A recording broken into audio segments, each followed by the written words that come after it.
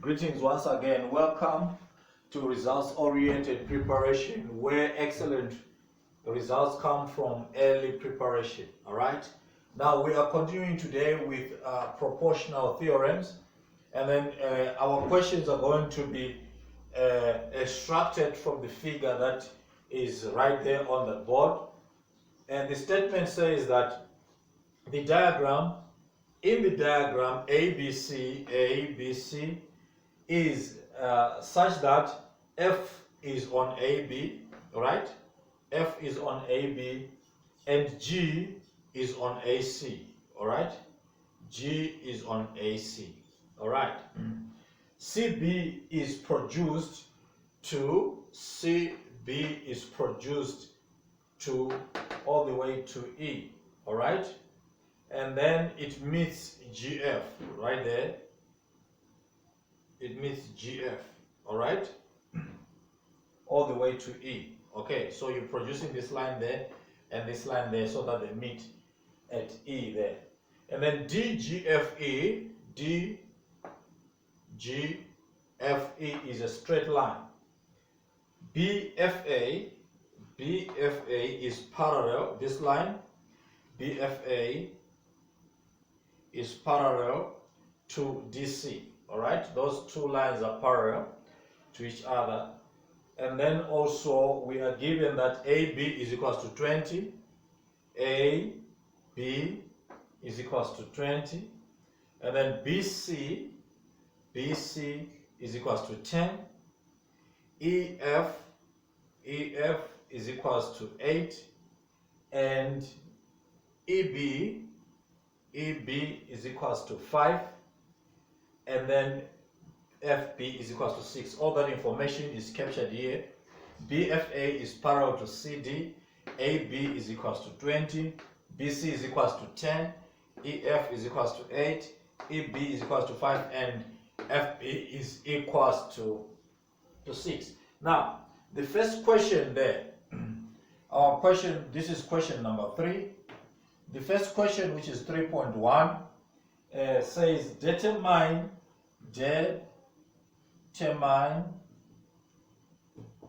the numerical value. Determine the numerical value of EF over ED. All right, we know that EF over ED is here, EF over ED, all right? So EF as a proportion to ED, EF in proportion to ED. What we want is, we want the ratio of the proportion of EF to ED, but we want it in numerical value there, all right? So meaning that we have to have numbers in our answer, all right? Now, for us to do that, we need to remember we're looking for a proportion. We need to have something else that is proportional or that is equal to EF over ED, all right? So right here we've got EF over ED. Now this is EF over ED. Now if we look at this triangle EDC or ECD, you will see that we've got another side which shares the vertex E with ED, all right? There is another side which is EB and EC there. So if EF, right, is equal to ED, therefore EB here, this is equals to EB over proportional to EC, all right? Proportional to EC. Sorry, EC. All right, it's proportional to EC. Now remember what we want to find is, we want to find the numerical value for that. We can see we have already been given that EB there. EB is equals to 10. Sorry, is equals to 5. All right. But also we can ascertain from there, given that BC, All right, BC is equals to, there is BC is equals to 10. Is equals to 10. All right. Okay. So we can easily substitute the 5 here, but we do not know what EC is. To know what EC is, we say EC is equals to EB plus BC. You see that? EB plus BC is equals to EC. All right? So the two form that. So we know that this will give us what? 5 is EB and then BC is 10. So this is 5 plus 10, which gives us 15. All right? So EC is equals to 15. Therefore, going further, what we can easily do then, we can now say EF over ED is equals to, we substitute our EB is equals to 5. And then EC there is equals to 5 plus 10, which is 15. So this is equals to 15. Further, you can simplify that and find that 5 is a factor that goes in here and that. All right. So it's 1 over 3. All right. If you divide 5 by 5, it is 1. 15 by 5 is 3. So the value of EF over ED is equals to 1/3. All right. The value of EF over ED is equals to 1/3. All right. Let us quickly go to the second question. We are going to 3.2.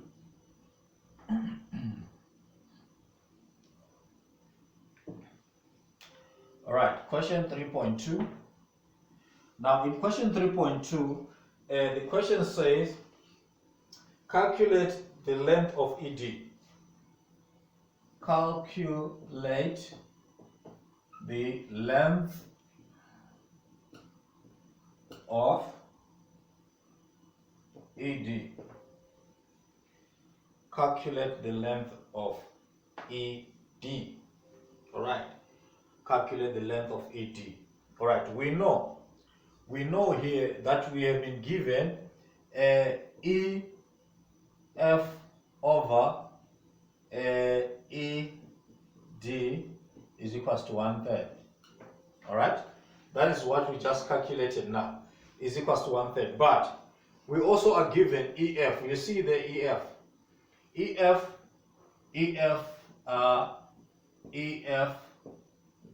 is equals to 8. All right. So then let's substitute EF there. We've got 8 over ED is equals to 1/3. All right. And then that will give us, if we bring it there, multiply by ED both sides, you've got 8 is equals to 1/3 ED. All right. If you then, because this is 1, right?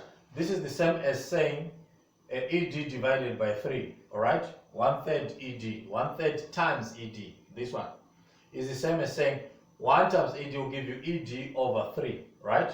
So then you need to multiply by 3 both sides.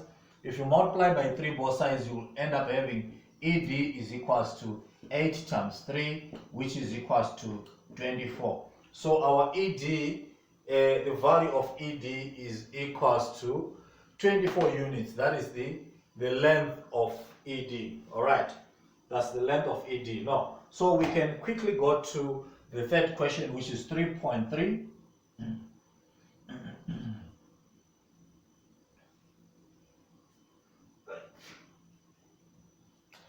3.3. All right. Now in 3.3, the question says, complete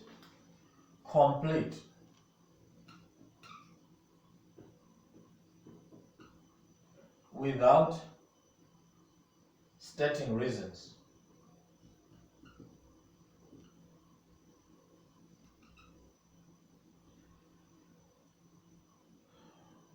triangle EFB is similar to which triangle? All right, triangle EFB is similar to which triangle? Now, the question obviously says complete without stating reasons. It means that on the answer you will not need to write reasons, but that does not mean that you don't need to know the reasons. All right, so we want to look at the reasons why EFD will be similar to another triangle in here. All right, the clues are that first, if you've got parallel lines there, if these lines are parallel, therefore we know that FB is proportional to DC. All right, so it means that EFB, right, this space will then take a proportion with this space, meaning that we are looking at this triangle, right, EDC or ECD. All right, so therefore what we need to do then is from EFB we need to find other reasons why we say EDC is proportional to it. First, these lines are parallel to each other. All right, they form the basis for that angle, for those two triangles. Next, if these two lines are parallel to each other, therefore it means that this angle and F1 are alternate angles. They are of equal size. These two angles are of equal size. So this gives us a second reason. All right, and then the third reason will be they share the same vertex E. All right, E is common for EFB, is also common for EDC. You see that they share the same angle there.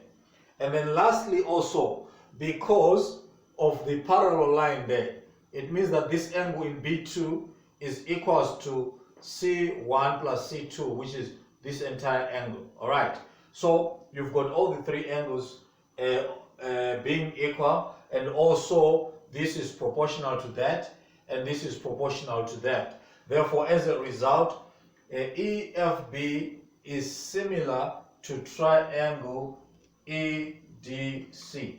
All right, okay, so we can easily go on then to our 3.4, question 3.4.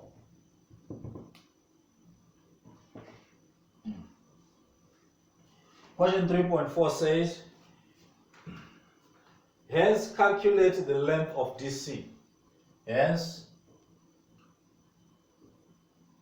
calculate the length of DC. All right. Let's calculate the length of DC. So when we're calculating the length of DC, we need to use parameters in our proportion that include DC. We've got DC here.